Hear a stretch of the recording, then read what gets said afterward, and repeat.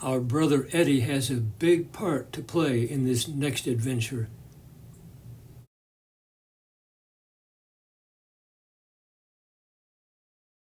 Bats and rats.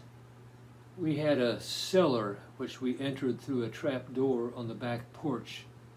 It was damp and dirty, with wood planks and flat stones to walk on to keep off the wet, muddy floor. There were cobbled up shelves where we stored canned goods and bushels of apples and potatoes. It also had little fur balls with wings hanging from the floor joists. I learned that these were called bats, nothing to do with baseball. They didn't bother anybody, although you never could tell if one might come swooping down on you and drink all your blood. But at most, they just made me a little nervous if Mom asked me to go to the cellar for some potatoes. But then there were the rats. Our rental house belonged to the university, as did several other houses in the neighborhood. They tore down and burned a house close to ours. Well, that house had a lot of rats living in it, and when it was put to the torch, they moved out rather quickly, with no time to pack their belongings. After a quick meeting in the backyard, they decided that the Deckard house had all the luxuries that they were used to: easy access to the crawl space and cellar, a shed where we kept our garbage cans with badly fitting lids, and several kids producing lots of edible crumbs on the floor. So they moved in with us, and thus began a new adventure. It was my job to take the garbage out to the shed and dump it into the cans. In 1959, there were no plastic bags or plastic garbage cans. They were galvanized steel, and we just dumped our wet, soggy food scraps right in. Eventually, the bottoms gave way to rust, and there was the dreaded moment when I would pick up a can and all the stinky trash would come tumbling out the bottom. And even when they were brand new, the garbage collectors emptied them into the truck and threw them down hard on the ground. As a result, they were dented so badly that the lids didn't fit right. This was a day of rejoicing for our rats, as they now had easy entry to their dining hall through the gap left by ill-fitting lids.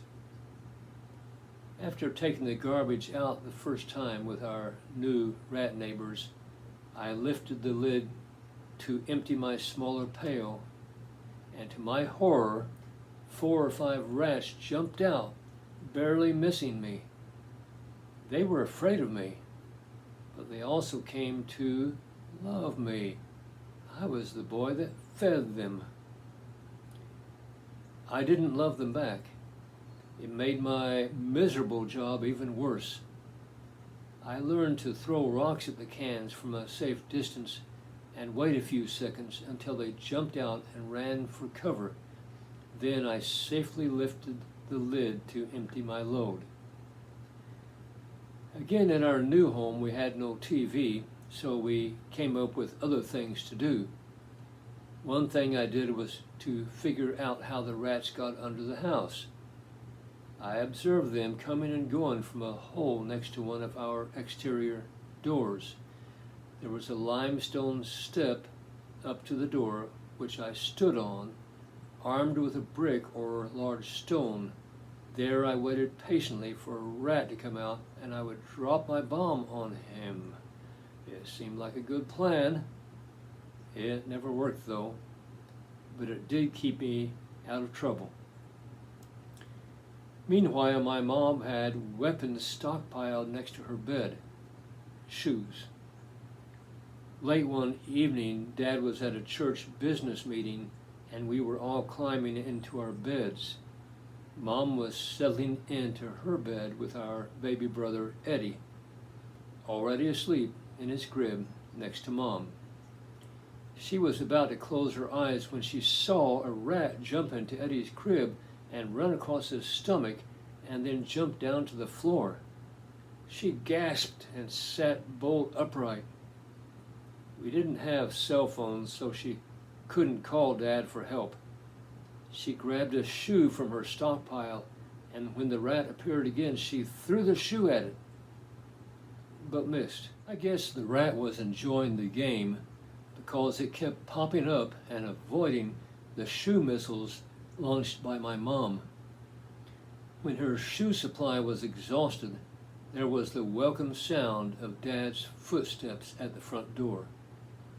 I think that God is like that sometimes. When we're out of resources, He steps in.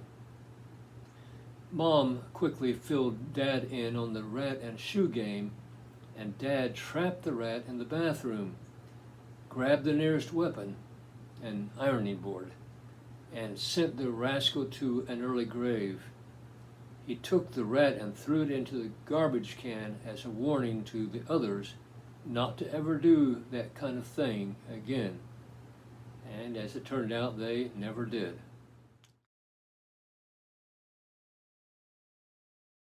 Neighbors. Bloomington was and is the home of Indiana University. There are students and families from all over the world living there. It was quite different from Mitchell, my birthplace, which was about 99% white. On North Walnut Grove, there was a trailer park where married students and teachers lived. Across the street were our good friends, the Garrels family from the Netherlands.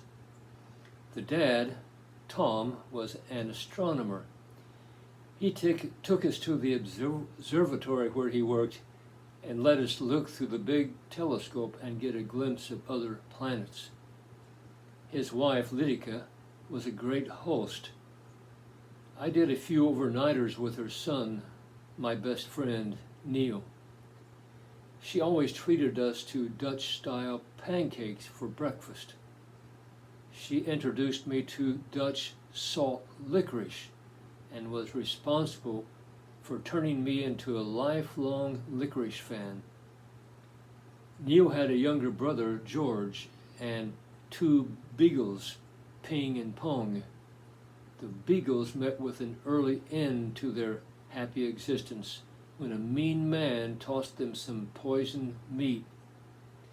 I learned early in life that not everyone out there is nice, but we loved God and our neighbors, which Jesus said were the two most important things. Next door to the south, we had a young married couple. He was black and she was white, or maybe it was the other way around. Across the street was Mr. Kane. He was a kind old man who didn't mind the swarm of kids sitting in his huge apple tree and eating the greenish yellow fruit. Also across the street was the Kaminsky family. The father was a music professor at IU. They had 3 children and a VW microbus.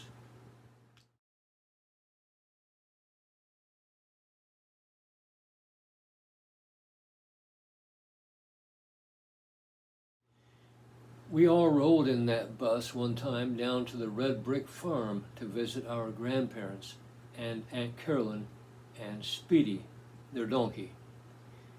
We all took turns riding him. Stuart Kaminsky was a little younger than me, and we got on Speedy together.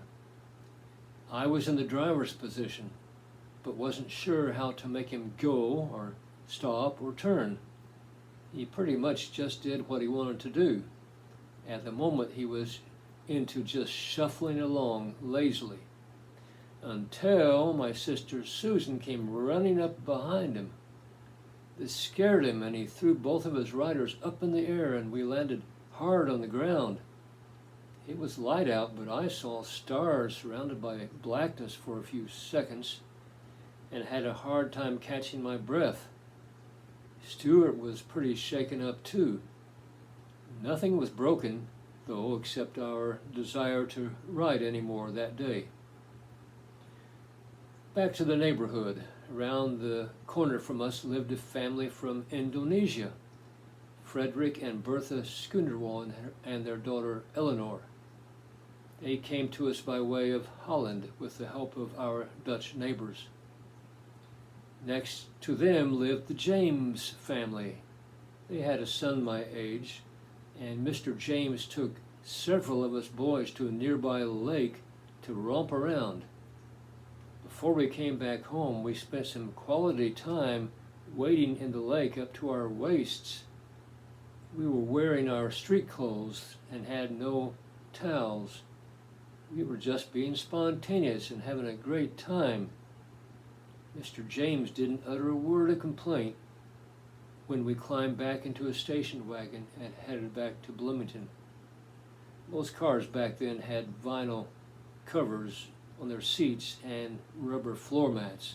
This was the mid to late 50s cars. Mr. James was yet another nice neighbor. Somehow, even without television, life was very interesting. Well, I hope the bats and rats thing didn't scare you too badly, and that you will join us again next time for yet more adventures. God bless you.